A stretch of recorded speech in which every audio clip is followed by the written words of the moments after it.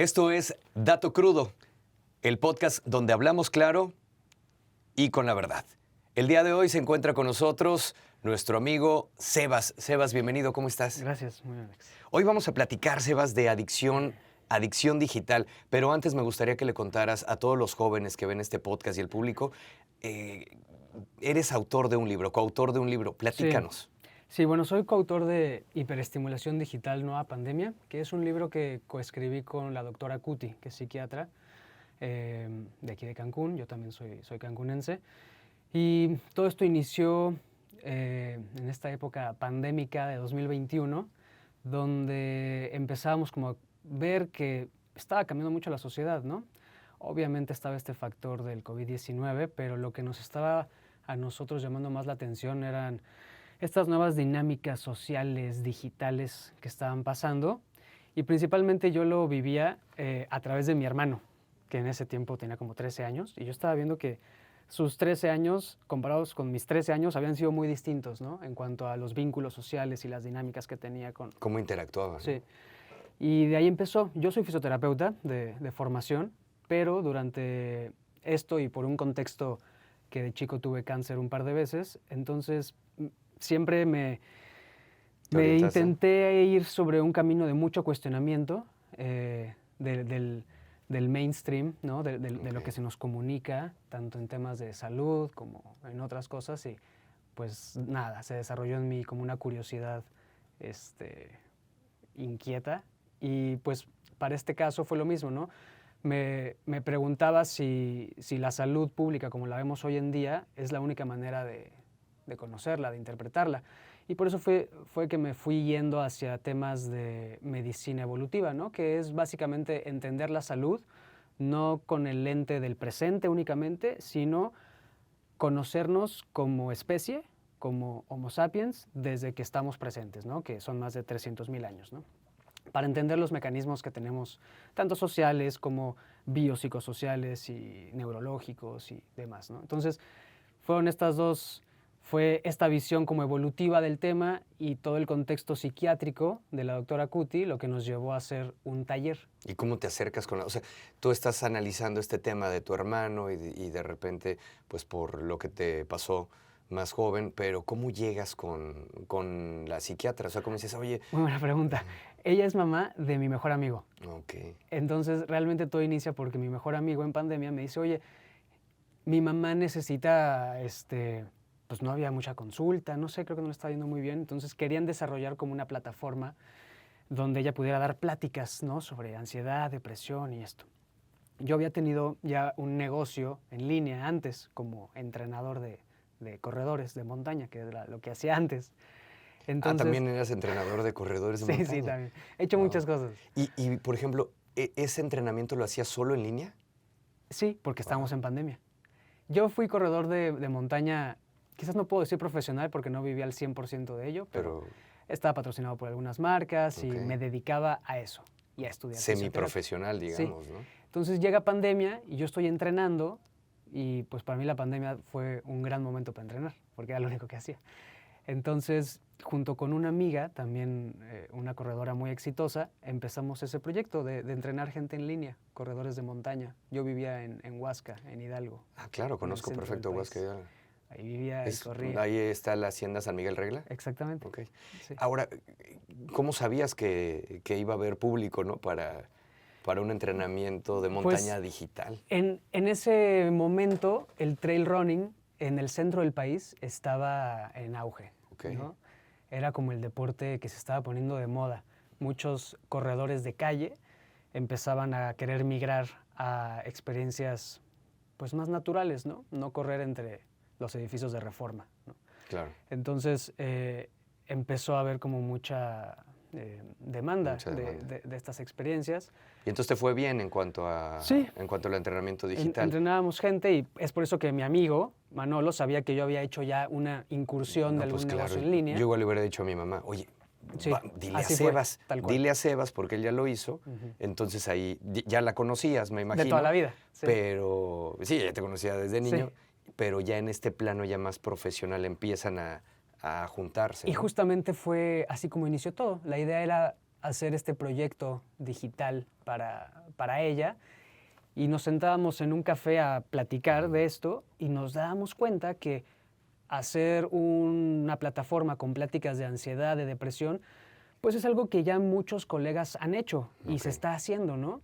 Entonces dijimos, no, a ver, vamos a enfocar nuestra visión no al síntoma, que ya mucha gente lo está tocando, vamos a las causas. ¿Qué es lo que creemos que está causando esta pandemia? ¿Es como profundizar? Claro, porque hablar de depresión, tenemos ya mucha gente que lo hace, ¿no? Hablar de ansiedad también, gracias a Dios son temas que ya se tocan mucho, ¿no? Pero de nuevo, por mi formación como fisioterapeuta, ahí yo dije, a ver, estoy viendo nada más el síntoma. En mi caso es como ver inflamación, ¿no? A ver, pero ¿qué me está generando esa inflamación, ¿no? ¿Qué lo causa, no? Claro, porque si no voy a la causa, nunca lo voy a solucionar. Y es por eso que pues, nuestra idea, nuestra tesis son las redes sociales. Son estas nuevas maneras de vincularnos como seres humanos lo que está generando estos cambios. O de desvincularnos, ¿no? De desvincularnos. Porque ya está... Sí, no, porque al final del día una red social, la palabra red social, como hoy la conocemos, luego nos lleva a las plataformas digitales de uso social, que son Facebook, Instagram, así. Pero una red social, desde la terminología de la sociología, pues son los vínculos que tenemos como seres humanos y a manera de red, pues nos conectan, ¿no? Que eso fue el éxito, ¿no? Sí.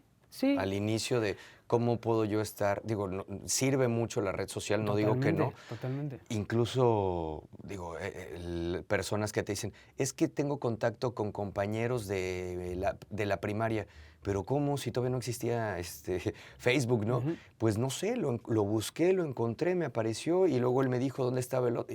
Y se pueden volver a juntar gracias a una red social, ¿no? Esa fue la premisa de la invención vendía, ¿no? de las redes sociales, ¿no? Iniciaron con esta idea muy utópica de que por primera vez podíamos conectar con cualquier persona que hayamos conocido, ¿no? En el pasado y hasta aunque estuviera del otro lado del mundo. La cosa es que... Ya se descontroló, ¿verdad? La ambición humana no tiene límites. Sí, no tiene límites. Entonces, lo que pasó fue que una vez que se vio que había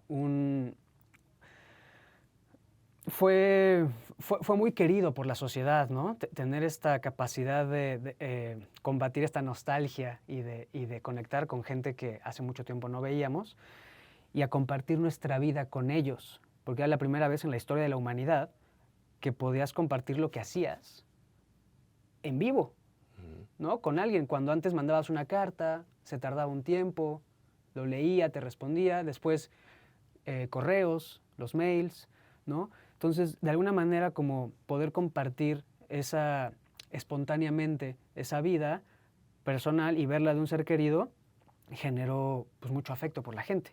El problema no fue eso, sino que el problema fue que se industrializó. Empiezan a desarrollarse distintos ámbitos industriales enfocados a estudiar esto. ¿Qué puedo hacer para que esta interacción nueva que la gente está teniendo a través de esta plataforma, llámese Facebook, cómo puedo hacer que esto se vuelva capitalistamente rentable, ¿no? Y es cuando empiezan todo el tema de los likes y tendríamos que profundizar un poquito en este tema que es tanto el capitalismo de vigilancia como la ingeniería de la atención, que es la industria detrás de lo que hoy experimentamos con las redes sociales digitales. ¿En el libro hablas de esos temas? Sí, desarrollamos ambos, ¿no? Tanto el capitalismo de vigilancia, que en pocas palabras es el valor que tiene todos los rastros digitales que nosotros generamos como usuarios de Internet, el valor que eso tiene de monetizarse para el uso industrial, ¿no? Para una empresa. Y la ingeniería de la atención, primero tenemos que entender qué significa ingeniería, ¿no? La palabra ingeniería, según la RAE, pues es este conjunto de conocimientos que ayudan a maximizar o a utilizar recursos para el uso industrial. La ingeniería de la atención es eso mismo, nada más que en vez de utilizar recursos naturales, son recursos personales, o sea, tu atención. ¿Qué es lo que más vale en ti? Mi atención, mi tiempo. Tu atención, exactamente. tu tiempo, que la atención es la combinación de dos conceptos. Tiempo, muy bien, pero el segundo y más importante es tu capacidad cognitiva, que puedes pensar, ¿sí? Cuando combinas esas dos cosas, tienes atención. Y todo lo que hemos creado como humanidad ha sido gracias a la atención que han puesto ciertas personas en inventar cosas, nuevas tecnologías, curas, en la medicina. Sí, O sea, observar, ¿no? la atención es lo que más vale en un ser humano. ¿Qué pasa hoy? Está secuestrada, 100% secuestrada, ¿no? En un aparato. En un aparato que tiene un diseño detrás finamente hecho, ¿no? Quirúrgicamente calculado por ingenieros en atención, que conjuntan distintos conocimientos, ¿no? Desde las neurociencias, psicología, sociología, neuroquímica, y se sabe perfectamente cómo capturar la atención de un ser humano, porque la atención es lo que vale, porque lo que le pones tu atención es lo que quizás vas a terminar haciendo, como comprando un producto o como adoptando, en otro caso, adoptando ciertas orientaciones políticas. También eso es otro gran tema. Sí, porque aquí ya, o sea, digo, ya cuando pueden tener nuestra atención, nuestro tiempo, y solamente queremos pensar en eso, se nos puede mover, se puede llegar a, pues, a que nosotros pensemos lo que ellos quieren que pensemos. Correcto. Imagínate que yo sé perfectamente qué te gusta. Sé perfectamente cuáles son tus intereses y cuánto tiempo del día pasas en cada uno de esos intereses. Yo voy a saber perfectamente por dónde llegarte, Alex. Claro. Y qué idea venderte. Y qué productos. De qué manera puedo hacer que tú, pues, veas en la dirección que yo estoy viendo.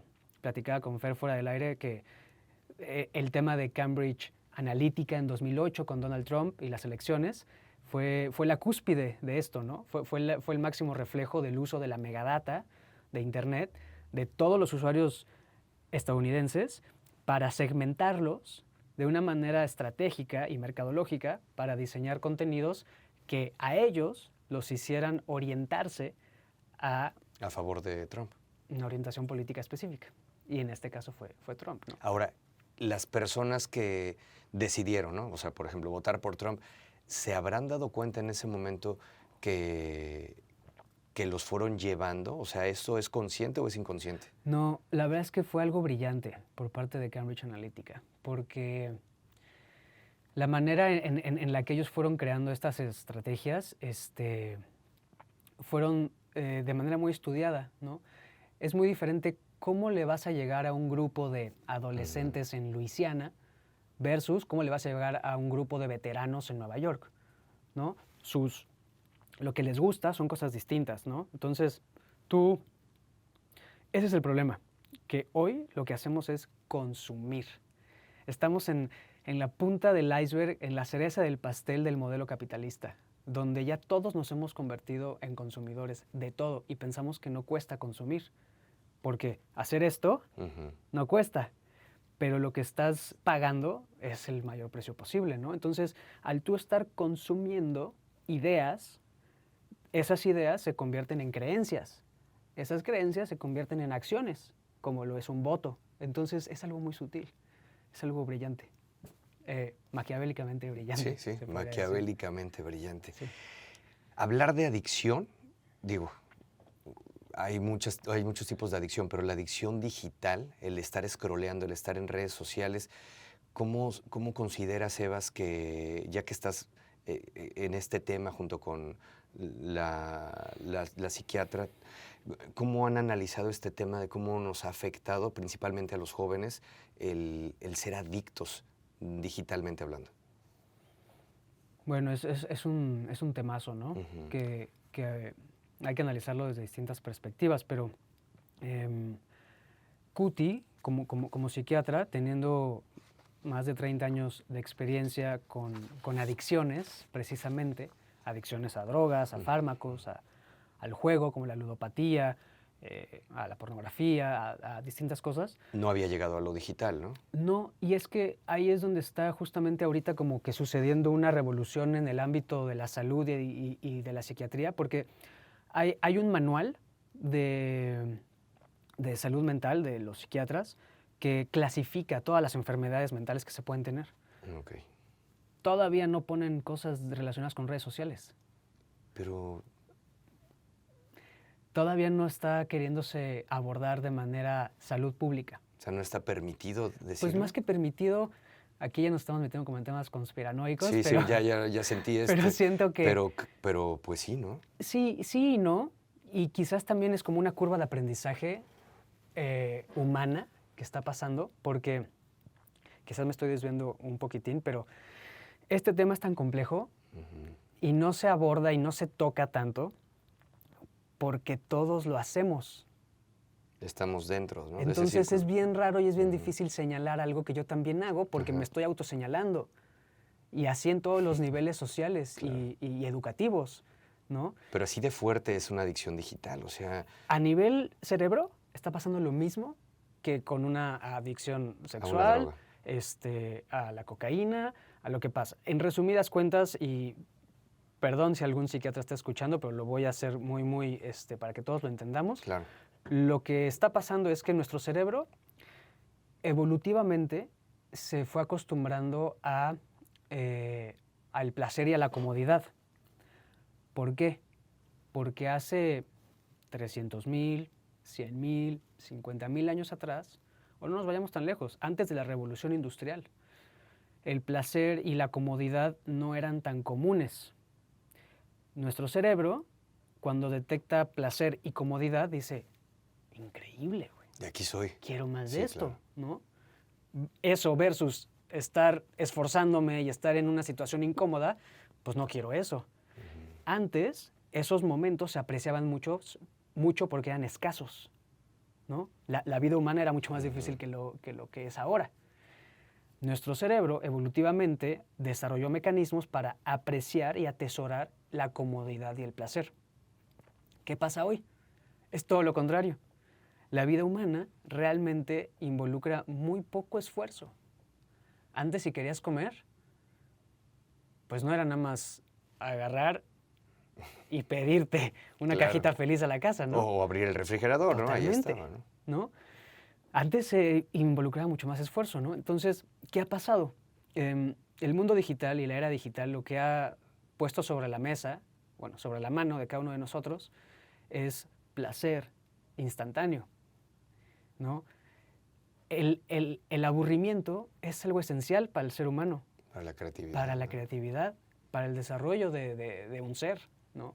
Lo necesitamos. ¿Qué pasa ahorita? Ya no nos dejamos aburrir. Hemos, de hecho, desarrollado una intolerancia al aburrimiento y a la frustración. Entonces, la adicción a redes es una manera muy amplia de decir que estamos siendo adictos a estímulos placenteros y gratificantes instantáneamente, como lo puede ser ver que un video de alguien que se cayó, hasta ver noticias morbosas, también eso genera mucha de la atención, ¿no? Ok. Que tenemos. En el caso de hombres y de mujeres, supongo también, pues el estar viendo a personas que nos atraen instantáneamente, infinitamente, ¿no? Y Todo no el una día. puedes ver a... Millones, Claro. ¿no? Y todo el día, ¿no? Y de la manera que quieras. Y ahí te tiene. Y ahí te tiene. Entonces, bioquímicamente, nuestro cerebro está secretando dopamina, ¿no? Que es este neurotransmisor relacionado con el placer. ¿Y qué pasa? Como en cualquier adicción, un estímulo te generó por primera vez placer, dopamina. Lo registras, dices, esto está buenísimo, ¿no? La próxima vez que estás en una situación similar de incomodidad, te acuerdas que la vez pasada combatiste la incomodidad con esa acción que te generó placer. Entonces, ok, puedo hacer eso para generar placer, lo vuelvo a hacer. Y lo vuelvo a hacer. Y lo que pasa es que cada vez esa misma cantidad de dopamina genera menor efecto. Y es lo que hace cualquier adicción, que voy desarrollando una tolerancia bioquímica y voy buscando más estímulo de mayor duración, de mayor intensidad y... Y visualmente otra cosa a lo mejor más fuerte, ¿no? Sí, visualmente o sensorialmente en general, ¿no? Pero se está buscando más de lo mismo para generar placer.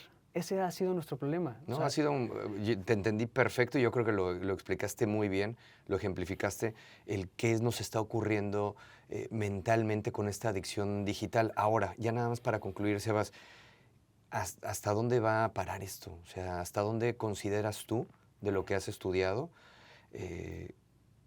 ¿habrá un momento en el cual hay un freno? Mira, yo creo que como casi cualquier tecnología que hemos desarrollado como humanidad, al principio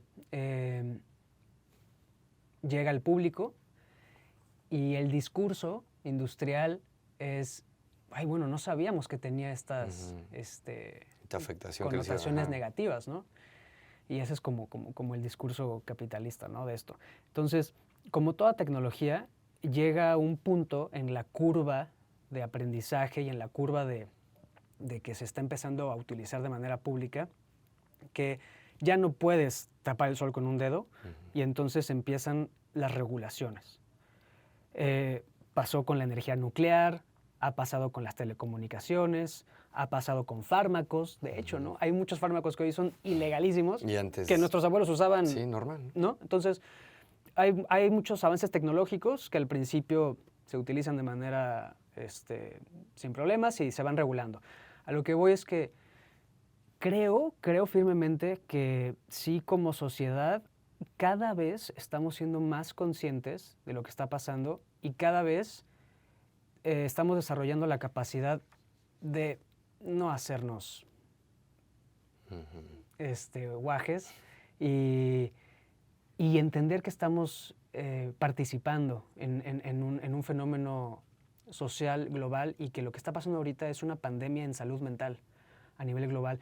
Yo utilicé muy a propósito la palabra pandemia en el título del libro porque la palabra pandemia tiene que correlacionar una situación que está generando un daño en la salud, por un lado, y que es de presencia global. ¿No? Eso es una pandemia. Y lo escribimos justamente en pandemia del COVID-19. Entonces me di a la tarea de comparar una pandemia con la otra, ¿no? Y la pandemia del COVID ha sido en nuestras generaciones la mayor crisis de salud, ¿no?, que hemos experimentado. Y analizando los números de cuántas muertes habían relacionadas al COVID, comparado con cuántas muertes están relacionadas a problemas de salud mental, esa es la verdadera pandemia. Los números son abismalmente... O sea, no hay comparación. No hay comparación, porque aparte, ¿cuánta gente no tenemos ahorita en ansiedad, en depresión, en trastornos alimenticios, corporales, ¿no? ¿Cuántos problemas familiares no hay por adicción a las redes, por adicción a la pornografía? Sí, muchísimos. Es muchísimo, ¿no? Entonces, realmente creo que sí estamos experimentando una pandemia y que poco a poco estamos como sociedad agarrando la onda, y me da mucho gusto ver de vez en cuando algunas noticias, ¿no? Como por ejemplo, hace unas 3 semanas esta noticia de que en Australia acaban de pasar una nueva reforma donde están prohibidas las redes sociales para menores de 16 años, ¿no? Cuando yo vi eso, yo salté de alegría, ¿no? Platicaba con amigos que tenían algunas otras perspectivas, pero hace total sentido, ¿no?, que tú como gobierno quieras de alguna manera prevenir en cerebros en formación, que eso es lo más importante. Tú y yo no nacimos con redes sociales. No. Las fuimos adoptando. Nuestro cerebro maduro empezó a adoptar estos mecanismos de interacción social. Hay generaciones que nacieron con eso. Aún hoy por hoy no hemos visto los efectos verdaderos de las redes sociales en el tejido humano. Lo vamos a empezar a ver cuando estas generaciones que crecieron con un iPad en el cunero y desde los 6 años tienen un celular e Instagram, cuando ellos empiecen a ser adultos y empiecen a moldear el mundo, vamos a darnos cuenta de realmente qué fue lo que pasó.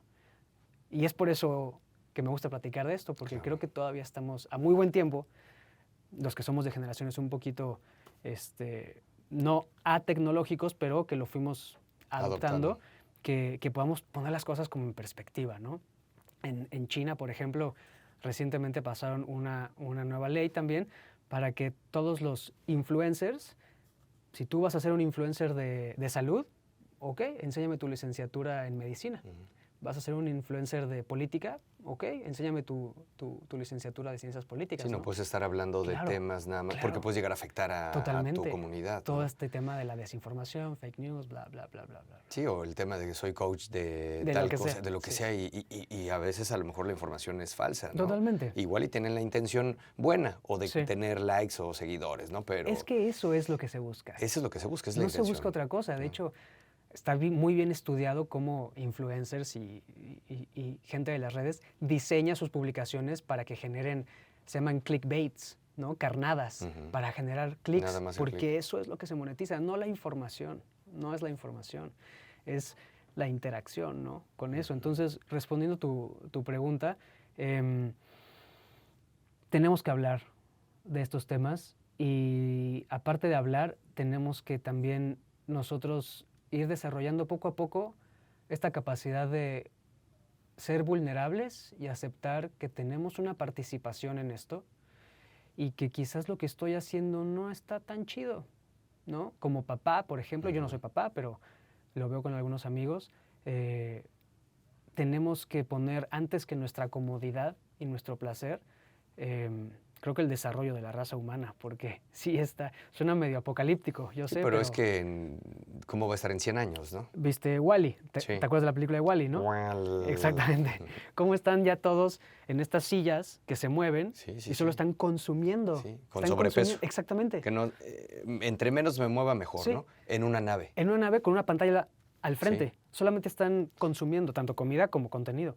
Parece, digo, no sé si vaya a ser así. Parece como, o sea, en verdad, cuando vi la Makes sense, película ¿no? Sí. y dices, wow, pero tienes razón, Sebas, cuando terminé de ver la película dije, híjole, y todavía no estábamos como ahorita, en cuanto a el acceso a redes y, wow, me haces pensar que ojalá que no sea así, ojalá que haya un momento, un punto de quiebre en el cual a través de la regulación y a través de varias conciencias y que se junten muchas conciencias, sea que hayan adoptado o sea que crecieron con las redes, que haya un freno.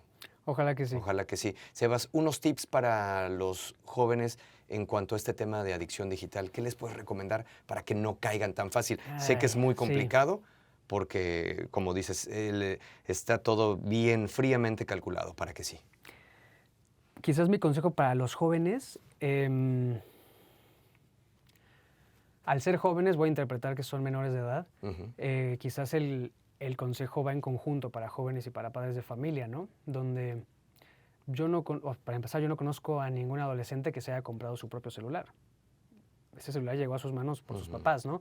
Entonces, el consejo va a que como núcleo familiar, en conjunto, porque no es nada más tema de los jóvenes, ¿no? También es principalmente tema de los padres, papás, claro. porque son quienes dictan qué se hace en la familia, qué hábitos se toman y cuáles no. Entonces, cuestionar, ¿no? O sea, tomando en cuenta que tu capacidad de poner atención es lo que más puede valer de ti, porque combina tu capacidad cognitiva, que es lo que nos ha diferenciado del resto del reino animal, y el tiempo que tenemos, que es lo único que verdaderamente vale algo, que no regresa. Claro. Combinando esas dos cosas y dándote cuenta que a lo que le pones tu atención es lo más valioso, cuestionarnos, ¿no? O sea, ¿realmente valió la pena hoy haber estado 9 horas en redes sociales? ¿Qué generé con eso, aparte de placer y entretenimiento? Porque no es nada más el tiempo, ¿no? Sino es lo que estás viendo y el contenido. Yo he dado pláticas en algunas escuelas y universidades y demás, y siempre al final la plática llega a este punto, ¿no? ¿Qué consejos das, no? Para mí es que no perdamos la capacidad de cuestionar qué vemos, por qué lo vemos, cómo vivimos, ¿no? Porque yo te puedo decir qué hago yo, Claro. pero si tú no cuestionas lo que haces tú y no nace de ti el decir, chale, igual y no debería de estar scrolleando en mi cama 1 hora antes de dormir. Porque realmente no está chido llevarme a la cama esas ideas, ¿no? Y esas imágenes. Hasta que no llegues a ese punto, de cuestionamiento real, no vas a hacer algo, ¿no? Claro. Entonces, a lo que yo invito es a que nos cuestionemos. Esa curiosidad que a mí, a los 18 años, por haber tenido cáncer, me llevó a cuestionar lo que era una quimioterapia, lo que era la salud pública, y ha sido esa curiosidad y ese cuestionamiento lo que me ha llevado a hacer algunas cosas como este libro, es lo que más valoro. Entonces, si de alguna manera hoy te hago cuestionarte a ti algo, pues creo que esa es mi mayor aportación a esto. Y no solamente a mí, sino a todos los que están viendo este podcast. Ojalá que sí, primero Dios. Hay que cuestionarnos y te agradezco mucho, Sebas. Muy buena conversación y yo creo que nos dejas pensando hasta no solamente para mañana, sino hoy, el uso responsable de redes sociales. Recuérdame el libro, ¿cómo lo podemos encontrar de manera digital? Sí, desgraciadamente o afortunadamente nuestro primer tiraje ya se nos terminó. Felicidades. Ahorita tenemos algunos ejemplares físicamente en el consultorio de la doctora Cuti en Pabellón Caribe. Ahí pueden encontrar algunos últimos. Y estamos justamente pensando ahorita en hacer la segunda edición. No lo tenemos de manera digital, esa es otra de las tareas que tenemos pronto para que lo puedan tener descargable como un ebook. Pero esa es una tarea que tenemos todavía pendiente. Cuando tengamos noticias de eso, se las haremos llegar. Perfecto. Sebas, muchas gracias por tu tiempo. Al contrario. Esto fue Dato Crudo, el podcast donde hablamos claro y con la verdad. Soy Alex Yáñez.